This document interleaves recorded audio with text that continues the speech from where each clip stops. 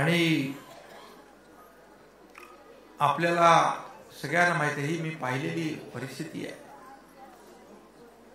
आणि म्हणून मी ठरवलं होतं की मी मुख्यमंत्री झाल्यानंतर माझ्या डोक्यात जे होतं ते मी माझ्या दोन्ही उपमुख्यमंत्र्यांबरोबर चर्चा केली की आपण म्हणतो सर्वसामान्यांचं सरकार, सर्वसामान्यांच्या आयुष्यामध्ये चांगले दिवस आणायचे आहेत, आपल्याला काहीतरी केलं पाहिजे. मग सगळ्यात अगोदर मुख्यमंत्री माझी लाडकी बहीण योजना आम्ही घोषणा केली. सभागृहात बसलेल्या माझ्या लाडक्या बहिणी कोणाकोणाला त्याचा लाभ मिळाला तर हात वर करा.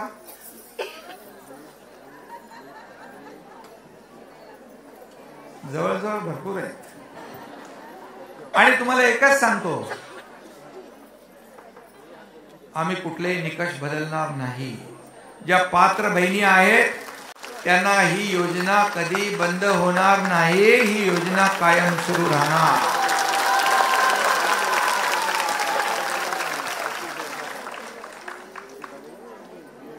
आणि विरोधक बघा ना किती काय काय बोलत होते. ही योजना काय होणार, हा एकनाथ शिंदे काय देणार, ही चुनावी जुमला आहे, फक्त निवडणुकीपुरतं हे आश्वासन आहे. पण एकनाथ शिंदे बोलतो ते करतो. आणि म्हणून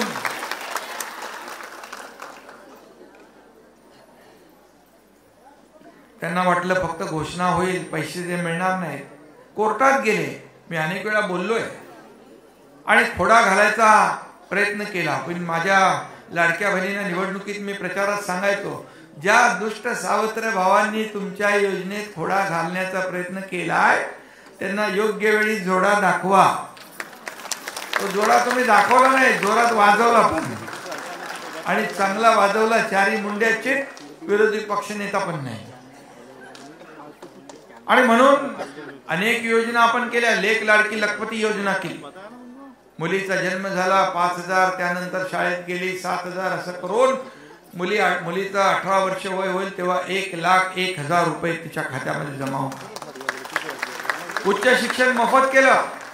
तुमच्या एकनाथ शिंदेने एक बातमी ऐकली, टीव्हीवर बघितली, एका मुलीने आत्महत्या केली का तर उच्च शिक्षण घेण्यासाठी तिच्या आई वडिलांकडे 50% फीचे पैसे नव्हते.